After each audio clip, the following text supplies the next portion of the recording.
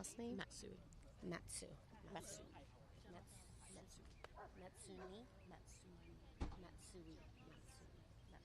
And I don't see her.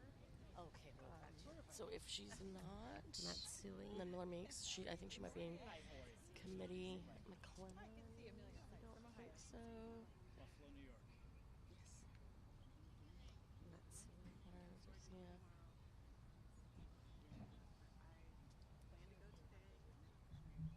I don't know. I'll just. Who wants to speak? I mean, it'll be Kat. So Maybe I could just introduce. that works. So, because a lot of people are stuck in committee. Yeah. So there's a couple committees happening right now. So we can literally go me, you. We were trying to alternate Republican, Democrat, Republican, Democrat, and then I do. I'm sure we could use Frederica. She shows us up every single time. Every single time. I know. You really went all out. This is just what she wears on Thursday. McClellan. Yeah, I was gonna say. We all ready? Yes. Okay, great. I'm not TV. Perfect. All right. Okay, you ready? Okay. All right. Well, good morning, everybody. I apologize. I'm a little froggy this morning, so I'll try to be as clear as possible. But I think the crud is going around, so we'll do the best we can. I am Representative Kat Kamak, proudly serving Florida's 3rd Congressional District. I am also the chairwoman of the Women's Caucus. And as we bring October to a close, we would not be doing justice to all of the incredible fighters and survivors across this country if we did not recognize that October is Breast Cancer Awareness Month. We know during COVID that so many important preventative screenings were put off, canceled, postponed, kicked down the road. And for 2 years, during times where we could critically catch cancer early, women were instead pushing those appointments off. And now, because of the backlog, so many women are still waiting. And so it is our job today to not only bring awareness, but to encourage women everywhere to please go get screened, do your annual exams. More than 240,000 cases of breast cancer are diagnosed every single year in women. It accounts for about 1 in 3 of all new female cancers every single year. The average risk of a woman in the United States developing breast cancer sometime in her lifetime, which we are seeing earlier and earlier and younger, it's about 13%, or 1 in 8. It is the second leading cause of cancer death in women. The importance of screening is critical, and each one of us here today are tributes to our friends, our loved ones, our family members who have fought, and some that have survived, and unfortunately some who have not. This is critical. And I know that given all the things happening in the world, there is a lot of urgency. But as we all know, sometimes urgency can no longer crowd out the important. So I'm proud to stand here with so many amazing women, not just as Republicans and Democrats, but as American women, locked arms to fight this awful, awful disease. And wouldn't you know it, we got one dude. And so I'm, oh, 2 dudes. There's 2. You snuck up behind me, Jared. We have 2 great men who are standing with us as we fight to bring awareness to this issue, as we fight for our survivors, for more R&D as we look to combat this disease, and I couldn't be more proud. So thank you to all of my colleagues who are with me here today to bring awareness to this very, very both important and urgent issue. At this time, I would like to invite my co-chair, Representative Sykes, and by the way, great outfit. I feel like I fell down on the job today. Thank you so much.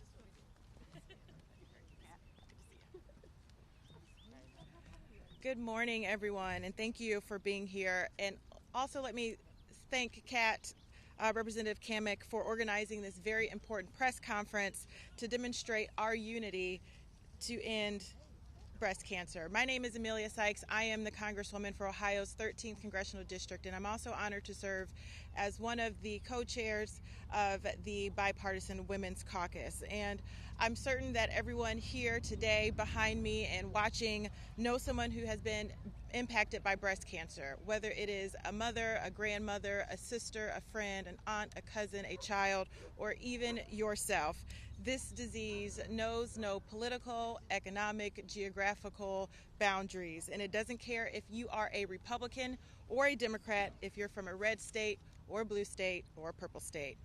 That's why it's so important for all of us to work together to find a bipartisan path forward to address the needs of patients, families, regardless of their political differences.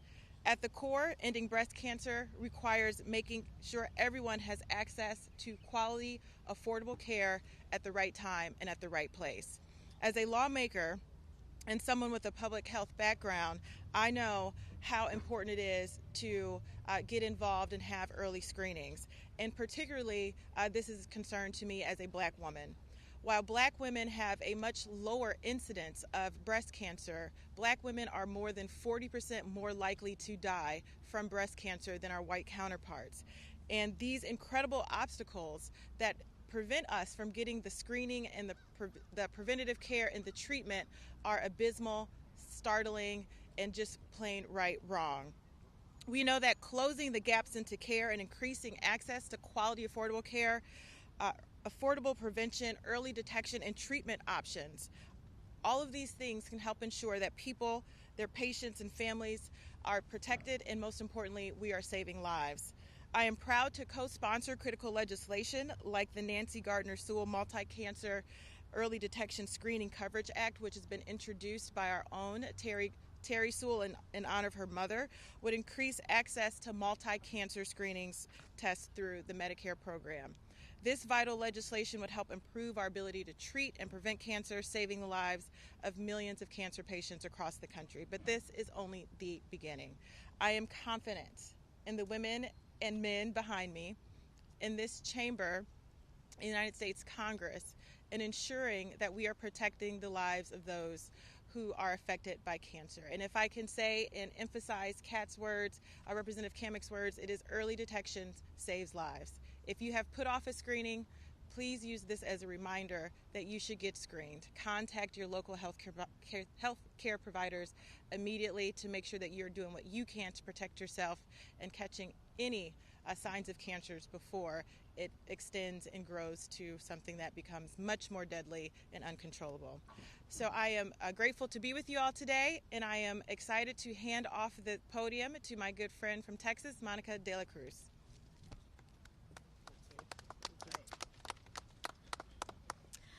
Hi, good morning. I'm Congresswoman Monica De La Cruz, representing the 15th Congressional District in the great state of Texas.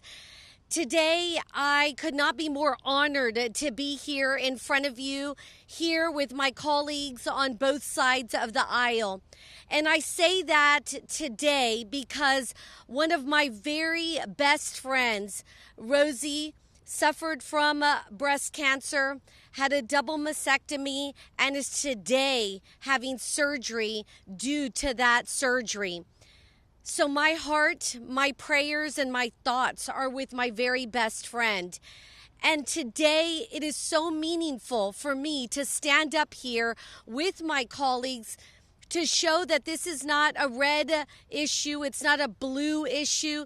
This is a red, white, and blue issue for all American women. And it is important for us to come together and support each other in this cause for bringing awareness, supporting research and diagnosis, and supporting the families of those women who are suffering from breast cancer. Because it's not only the patient, but it's the husbands, it's the children, It's the friends that all are there supporting the brave women going through their cancer treatment. But we have good news that God is with us, and there are so many beautiful women like my dear friend Rosie who has survived breast cancer and who can survive breast cancer, especially with early detection. And so today, it makes me so proud that after a month of a soap opera, a telenovela that we've had at the Capitol, that we stand together for something that is important, and that is bringing awareness during this month for breast cancer. Thank you so much for being here today. Thank you to my colleagues who came today on this gorgeous, gorgeous day to talk about this important topic. And with that being said, I'd like to turn the microphone over to Congresswoman Maxine Waters. Thank you. Thank you, and good morning to all of the press that's shown up here today. I am so pleased to see you all here covering this very important event. But more than that, I'd like to thank Congresswoman Kat Cammack and Monica De La Cruz for the leadership that they've provided for us to have this press conference today and all of the work that they're doing.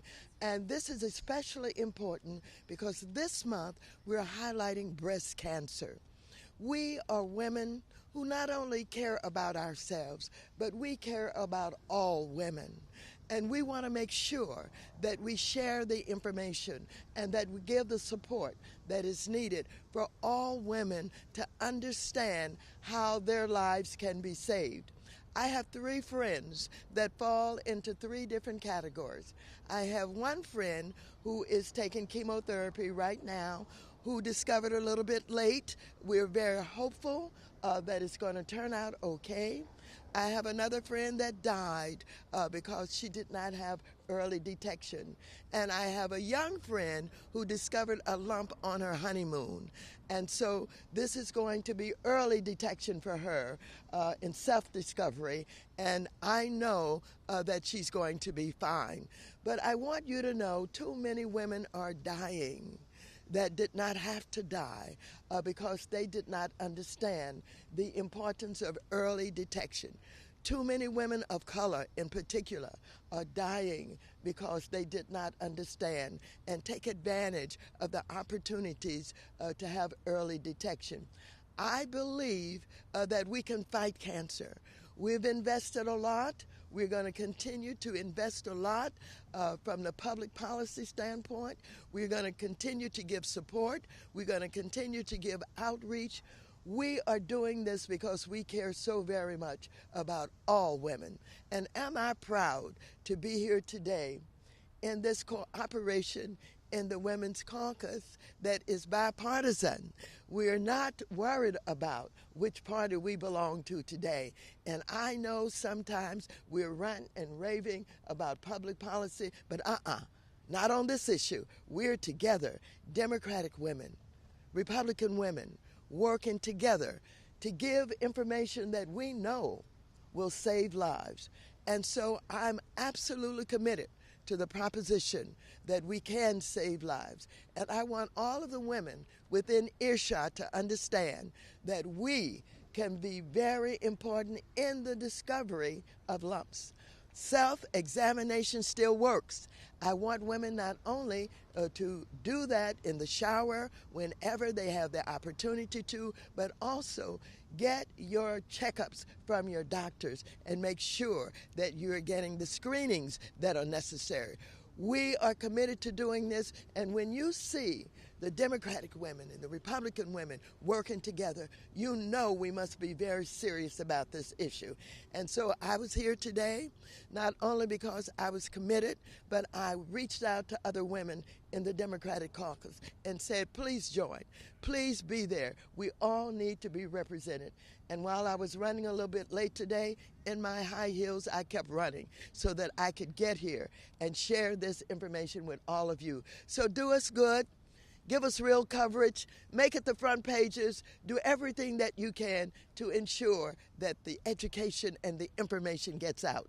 Thank you very much.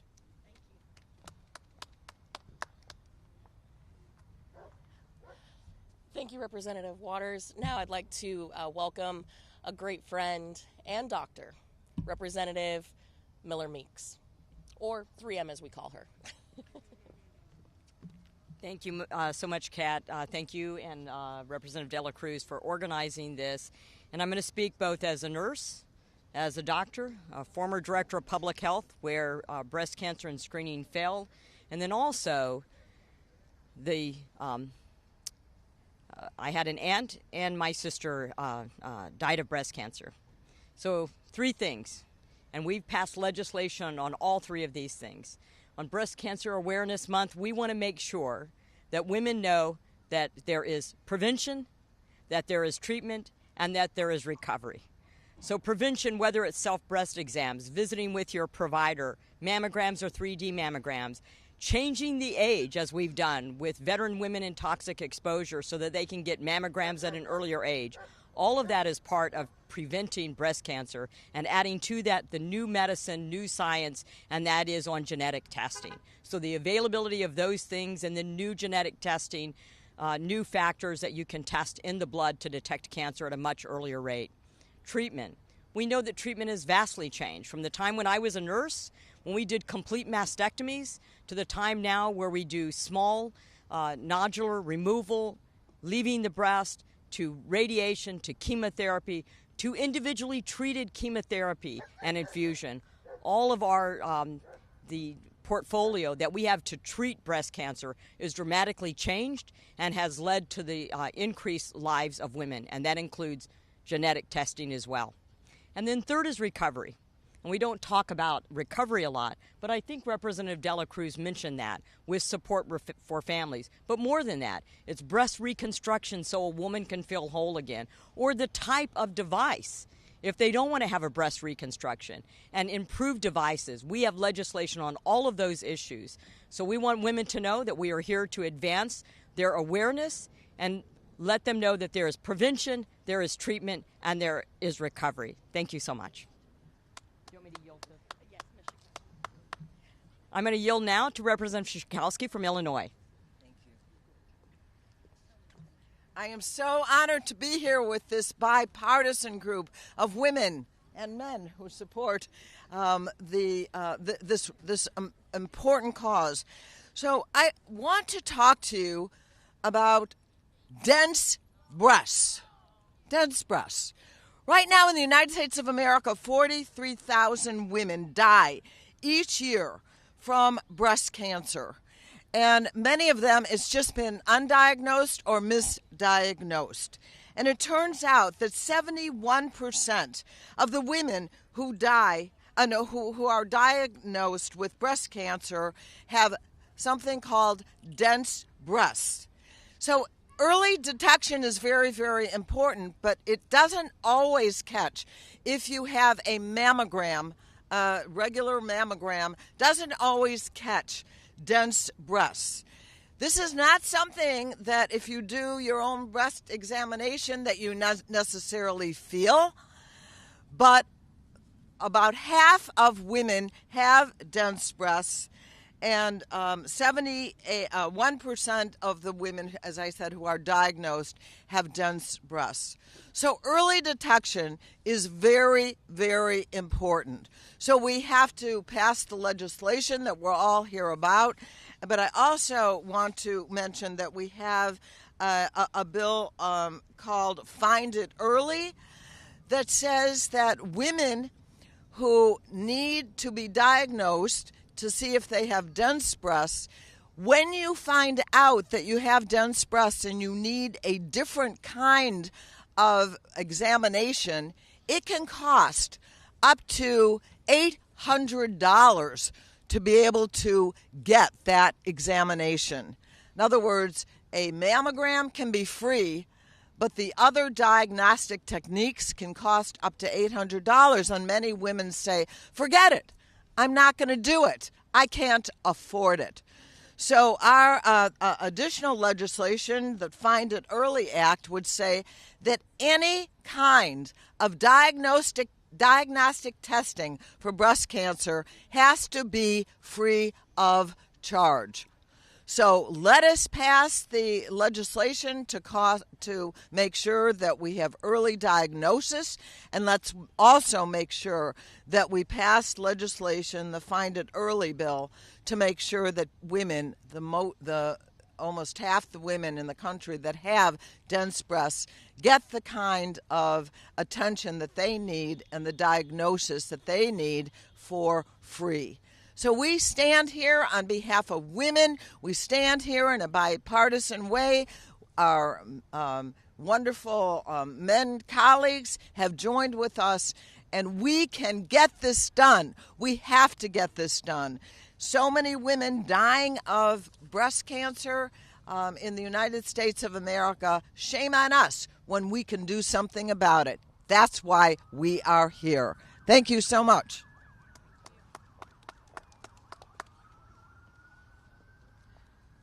Good morning. I'm Debbie Wasserman Schultz. I represent Florida's 25th Congressional District, and at 41 years old, just after I had my first mammogram, I was doing a routine self-exam in the shower, and I found a lump. Since my mammogram had come back clean with no evidence of cancer, I thought this couldn't possibly be breast cancer, but it turned out that it was. I subsequently found out that I was the carrier of the BRCA2 genetic mutation, which as an Ashkenazi Jewish woman made me 5 times more likely throughout my lifetime to get breast cancer, and had between a 40 and 85% chance of getting ovarian cancer in my lifetime. I tell you this story briefly because we are all here united together to say that early detection is the key to survival. I honestly would not be standing in front of you today, potentially, had I not been aware enough to do a self-exam to know what was normal for me, so I knew when something felt different. Early screening, making sure that you do self-exam, that young women are familiar with their breasts and what they normally feel like, so that they have a chance to be able to detect it early.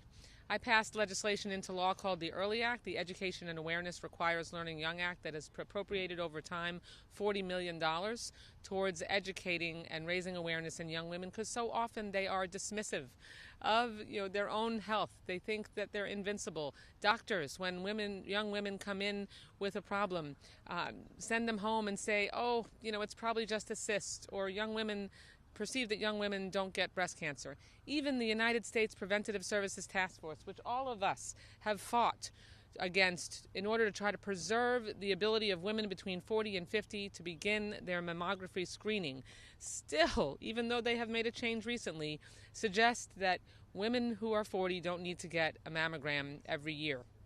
They do.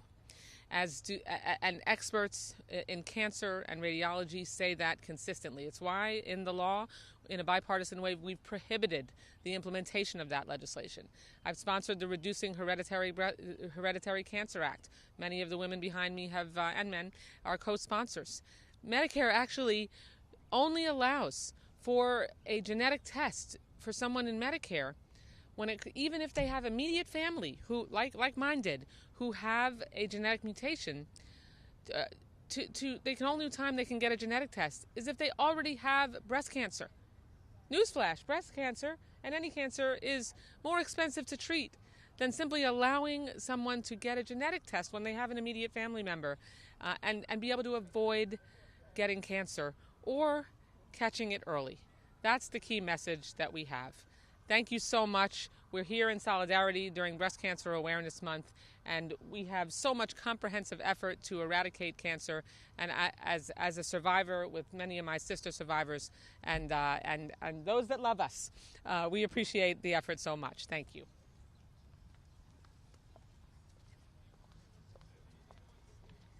Good morning. I am Congresswoman Jennifer McClellan from Virginia's 4th District, and as the newest member of Congress and the first Black woman elected from Virginia, I am keenly aware, as you have heard, that Black women are more likely to die from breast cancer and are more likely to be diagnosed with triple-negative breast cancer, which is an aggressive form of the disease that does not have targeted therapies. And that is why we stand here today united to say how important early detection is and how important mammograms and early screenings are. So important that I have my mammogram scheduled for tomorrow morning. And I'm very glad that we are able to go home tomorrow because, as you heard, with the backlog, getting those screenings scheduled is very difficult. You've heard about a lot of the legislation that has already been introduced that we are supporting. I will quickly name two more before turning it over to my next colleague.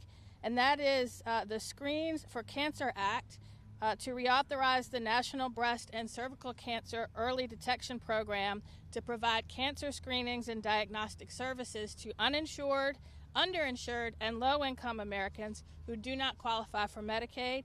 I'm also proud to co-sponsor the Metastatic Breast Cancer Access to Care Act to cut bureaucratic red tape and ensure that men and women suffering from metastatic breast cancer, because it's important to note men can get breast cancer too, but this bill will ensure they can access the services and treatments that they need without having to wait for their Social Security disability insurance or Medicare benefits to kick in, because bureaucratic red tape, insurance companies should not stand in the way of you getting your screening or your treatment. We need to do all that we can to ensure early detection, early treatment, and as someone who is very proud to represent the Massey Cancer Center, which is doing amazing things in cancer detection and treatment, we must ensure that we have sufficient funding for research and development to address cancer once and for all.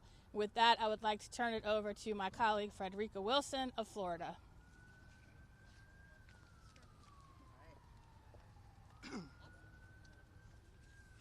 Thank you so much for coming. I cannot emphasize how important it is for us to be standing here today. And even though we have gone through a lot of partisan bickering in the past few months, for all of these women and men to come together on this important issue is wonderful. I cannot think of anything more important happening in Congress today than what is happening at this press conference. So thank you. And I also want you to be aware, and I want to emphasize, while breast cancer predominantly affects women, any gender, including trans, non-binary folks, and men, can also suffer from breast or chest cancer. They are all equally part of our fight against breast cancer. I've met many of them, and I'm so proud that our president, President Biden, has put cancer at the top of his agenda. And in Congress, we remain united, Republicans and Democrats, in supporting legislative efforts to support those affected by breast cancer. Only together can we break down the barriers to access and ensure that every person has the opportunity to receive this critical care. Let's stand together. Let's continue to fight. Let's continue to fight against breast cancer, because together there is nothing we cannot achieve. Thank you.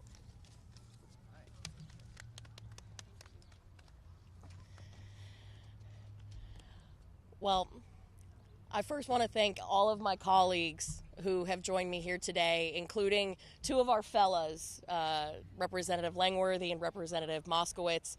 It really is a bipartisan issue, and I just cannot thank you enough for being here to cover this. This truly is an epidemic that we need to confront head on.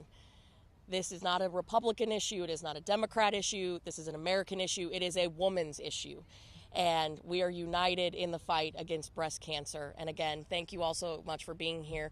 We're happy to entertain any questions about the legislation that so many of my colleagues have undertaken. If you have any questions, we'll be happy to take them now.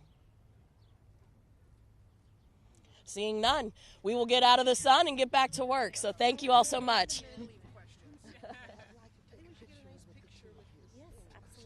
Yeah, let's do this right here. Right around the sign. Yep, and there's a sign too. Yeah, and actually we could put the sign right here, right? Okay. You're tall. Well, here we're here. If you know what? Yeah. Here, take it off. Take it off. Oh, is it tape? See, this is women solving problems. We'll staff ourselves. Oh, here, and here. If you do that, I can hold it. Why don't you hold it on one side? Oh yeah, we can just hold. Let's hold it. There we go. Sorry, no, that's okay. Does that work? Women working. See, Exactly. Collegiality, teamwork, sisterhood. we've got this figured out. All right. Wait. Oh, wait. So you don't get lost. Okay. There we go. Now it's go.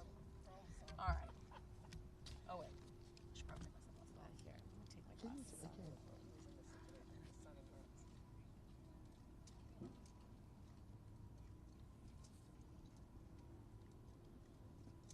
Here, to make these look good, everybody start looking this way, and then we will slowly pan your direction. Okay, look here. And we're moving. Okay. And we're moving. Okay. And we're moving. Okay. That's a good idea. Thank you. Yeah, that's how you do it. Thank you, ladies, for being here. Okay. Excuse me. Yeah, absolutely. Take one more picture with me just standing here. Thank you, everybody. Okay, thank you. Yes. Great job, great job, great job. Thank you. You're the best. Thank you so much. Okay. Yeah. You want to do it? You look gorgeous. You too, baby.